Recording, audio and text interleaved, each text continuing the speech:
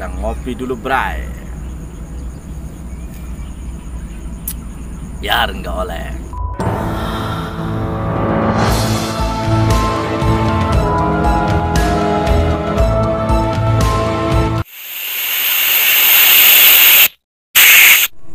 Assalamualaikum warahmatullahi wabarakatuh. Ketemu lagi dengan saya Muhammad Anwarudin di channel YouTube Pedang Golok Nusantara.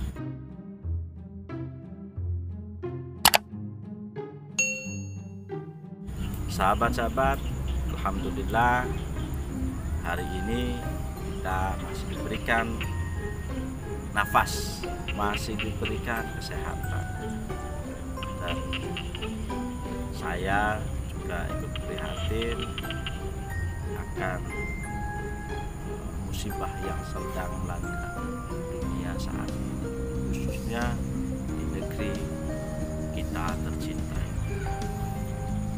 Sahabat-sahabat, di masa lalu kita mengenal yang namanya kerajaan-kerajaan. Tetapi kalau kita tengok ke belakang,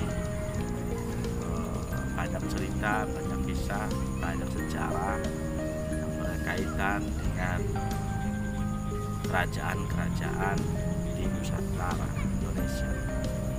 Kali ini sahabat-sahabat, saya alhamdulillah berkesempatan untuk mengenalkan salah satu pusaka Nusantara yang berasal dari era Mataram, yaitu pedang Mataram.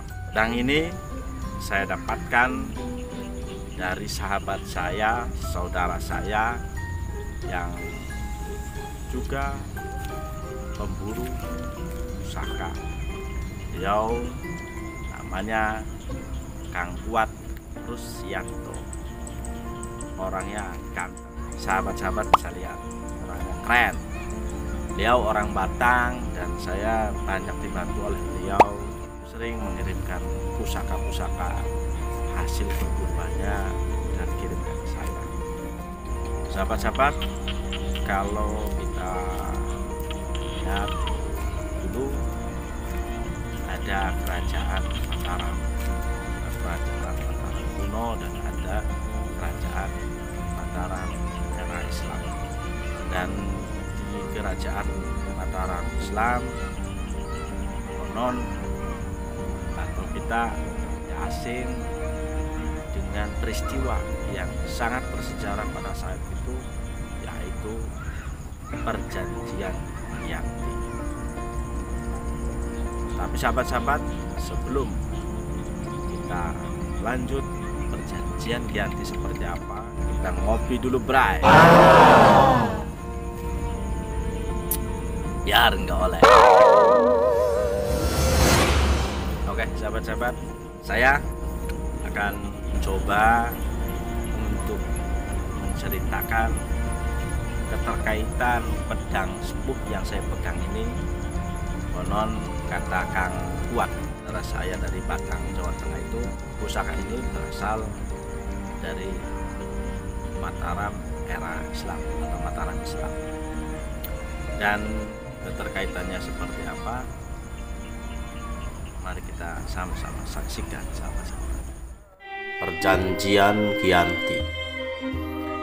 Perjanjian Giyanti adalah sebuah perjanjian antara VOC pihak Kesultanan Mataram yang diwakili oleh Sunan Pakubuwana III dan kelompok Pangeran Mangkubumi.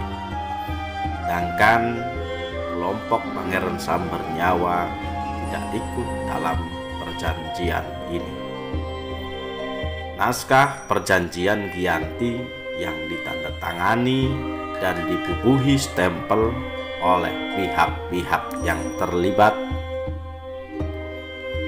Perjanjian yang ditandatangani pada tanggal 13 Februari 1755 tersebut secara de facto dan de jure menandai berakhirnya Kesultanan Mataram yang sepenuhnya menjadi independen. Nama Giyanti diambil dari lokasi penandatanganan perjanjian tersebut, yaitu di Desa Giyanti yang sekarang terletak di Dukuh Kerten, Desa Jantiharjo, sebelah tenggara Karanganyar, Jawa Tengah. Perjanjian ini, wilayah Mataram dibagi menjadi dua wilayah. Di sebelah timur Sungai Opak yang melintasi daerah Prambanan sekarang dikuasai oleh pewaris tahta Mataram, yaitu Sunan Pakubuwana III, dan tetap berkedudukan di Surakarta.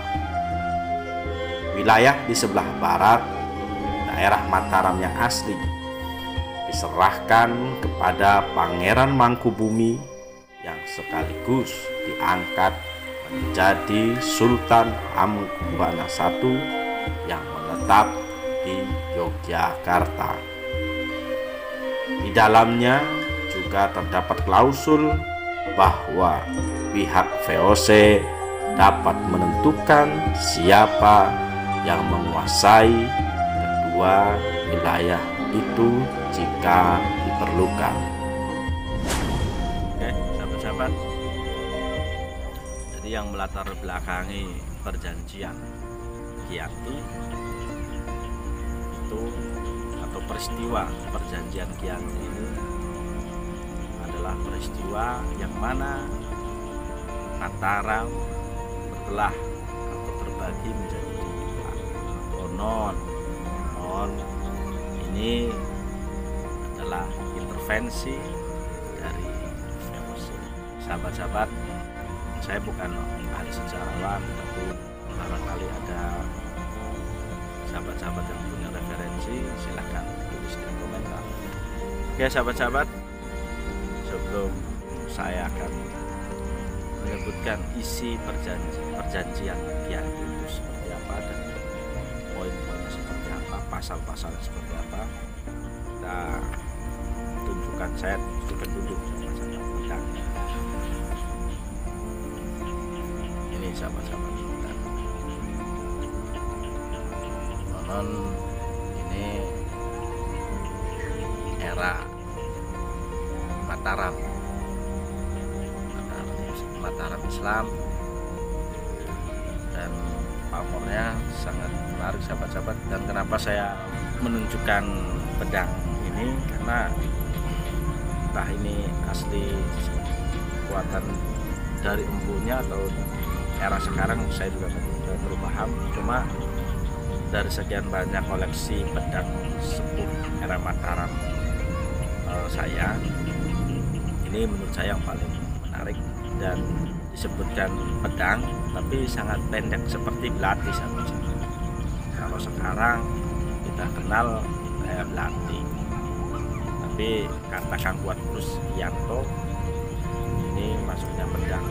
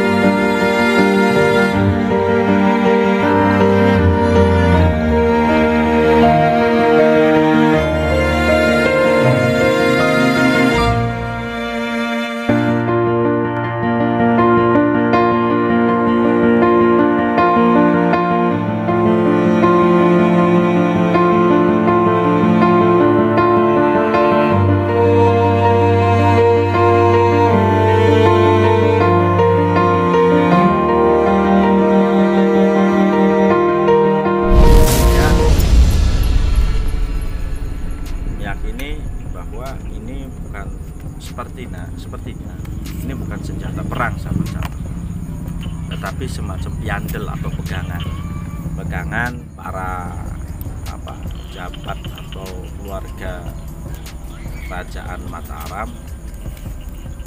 Dan panjangnya paling sekitar 40 cm ya. Sama handle dan muat angka sekitar 50 cm ya. Dan ini handlenya dari tanduk, sahabat. Baik sahabat-sahabat, dalam perjanjian Giyanti ini konon ada 9 pasal. Berikut isi pasalnya. Isi perjanjian Giyanti. Sudarisman Purwokusumo dalam bukunya Kadipaten Pakualaman mengemukakan isinya sebagai berikut. Pasal 1, Pangeran Mangkubumi diangkat sebagai Sultan Hamengkubuwana Senopati ing Alaga Abdurrahman Sayyidin Manatagama Khalifatullah di atas separuh dari Kesultanan Mataram, diberikan kepada beliau dengan hak turun-temurun pada pewarisnya. Dalam hal ini Pangeran Adipati Anom Bendoro Raden Mas Sundoro. Pasal 2, akan senantiasa diusahakan adanya kerjasama antara rakyat yang berada di bawah kekuasaan VOC dengan rakyat kesultanan.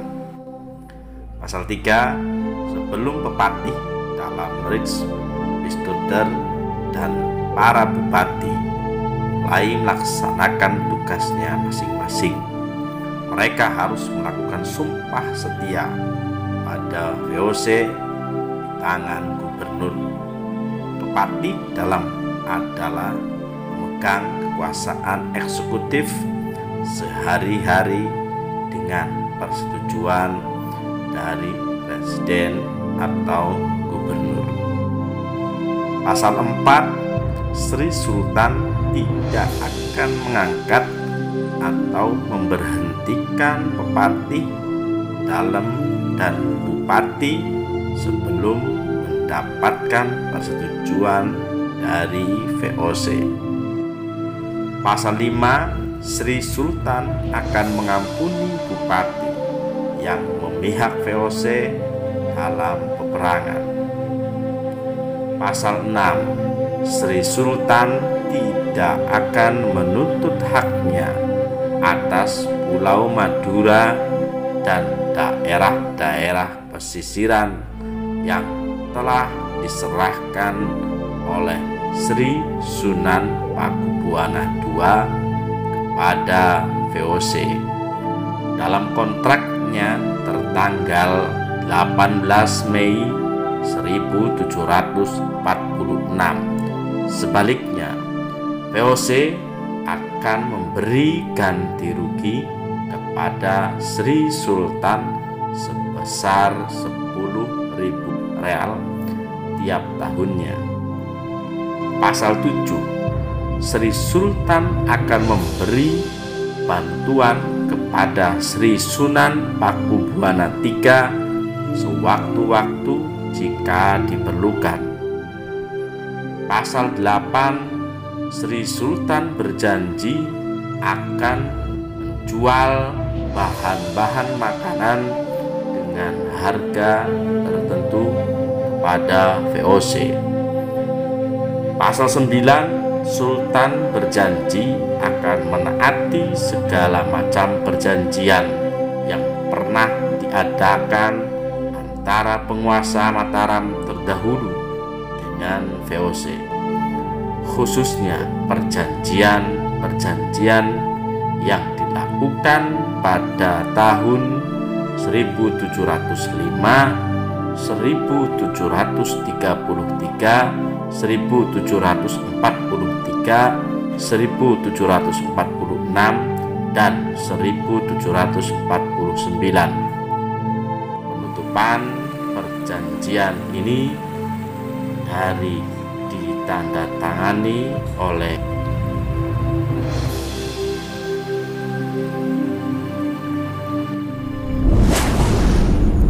sahabat-sahabat, mungkin itu dulu yang bisa saya sampaikan. Jangan lupa tonton terus video-video di channel YouTube Pedang Golok Nusantara, karena saya akan mengenalkan banyak varian pedang golok karya Empu Nusantara Indonesia. Sekian saja, salam budaya, salam lestari. Assalamualaikum warahmatullahi wabarakatuh.